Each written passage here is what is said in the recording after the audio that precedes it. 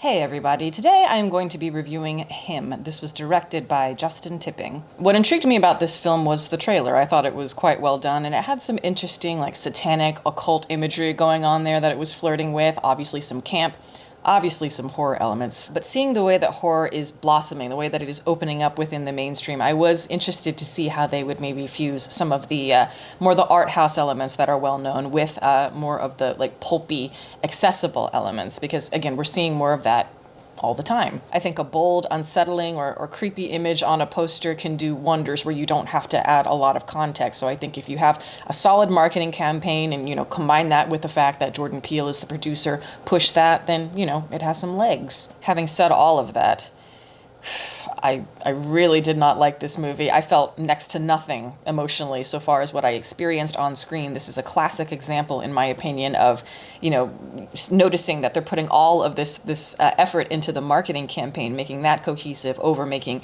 a cohesive narrative. It's like they're trying so hard to gain your attention, but once they have your attention, there's not much interest in holding it. And so that really bothers me. The result of that feels like kind of like a pretentious montage. Of course, it's full of pagan cinematic references and all of that seem to exist just for the sake of aesthetic. And it reminds me of like popular rap artists, pop music, when you have a specific song and then you want to develop a music video around it. I don't know, maybe they want to go for Alejandro Jodorowsky, the Holy Mountain type of references in a music video. So they'll do all this research and it's going to be highly detailed and quite well done. But ultimately, it's like all of these references, these visual symbols, it's like they don't match the song in the actual video, or there are very loose ties to it. And when I look at this film, yes, it just feels like weird snippets of different music videos that I have seen. It's like, yes, the cinematography is beautiful and the film does appear expensive. So it does have a finish to it that is appealing at first glance, but when you look a little bit closer, you realize next to nothing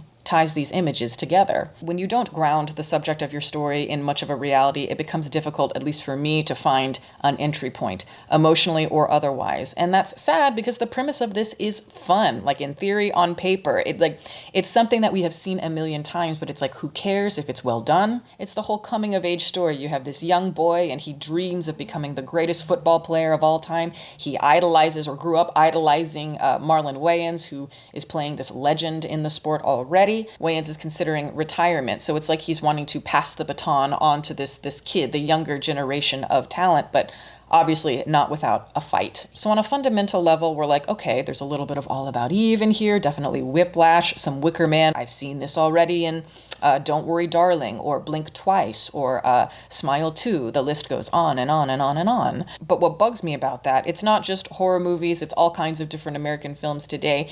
It's that they rely on this heavy academic knowledge as if that's supposed to instantly elevate the film without earning it. But in my opinion, this movie in particular, just lacks a lot of that internal confidence. And therefore, it's using all of these flourishes to distract the audience from how empty the movie really is. This is going to sound harsh, but honestly, this felt like a student film to me, one that is desperately trying to prove how bold it is, but ultimately it comes out as cold and disjointed, and rather than injecting new life into a lot of these cheeky references, instead it dulls the tension. This felt like a weird subliminal pop culture psychedelic trip, but minus the fun.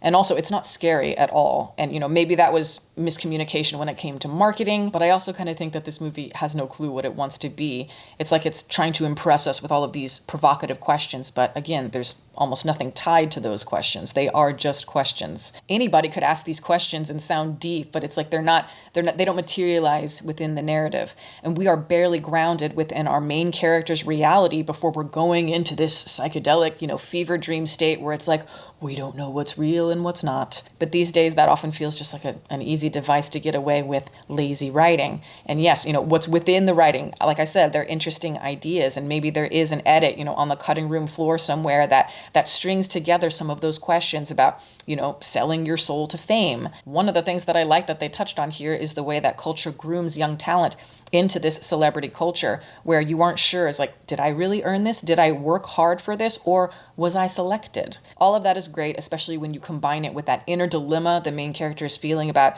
wanting to fill his father's shoes. There is kind of a young, virile, masculine prowess in this movie that you do feel, and it is intriguing, I would say maybe in the first act. attempt. I'm just sad again that we don't explore them. A lot of these sequences, it's like we don't dig our heels in and they feel almost like bullet points. There are many wigged out films these days that are maybe too skeletal for my taste. Maybe I think they're messy, or maybe they're too submerged in that postmodern fever dream or whatever.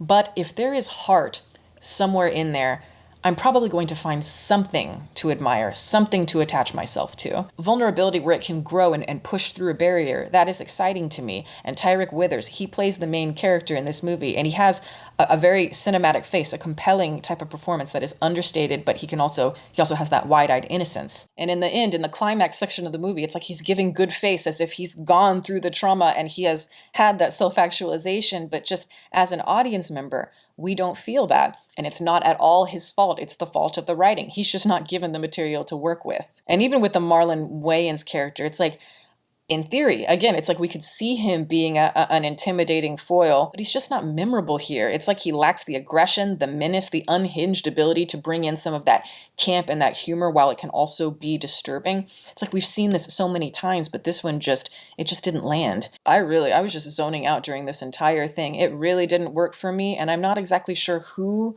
would find this entertaining. It feels like something that I don't think had any business being on the big screen. I think it should have been a direct stream or whatever. So no, obviously I don't recommend this movie. That is my review. Thank you guys so much for watching. I'm going to plug my website as always. It is deepfocuslens.com. I'm an artist. I do commission portraits, and I also sell prints of my work.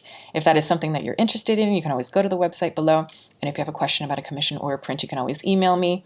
My email is in the description box below as well. Also, I'd like to give a shout out to my patrons who are great. Guys, thank you so much for your support. Welcome to all the new members. If you are interested in supporting, the link for that is below, as well as the rest of my social media information. You can watch more videos here, or you can subscribe if you want. Catch you next time.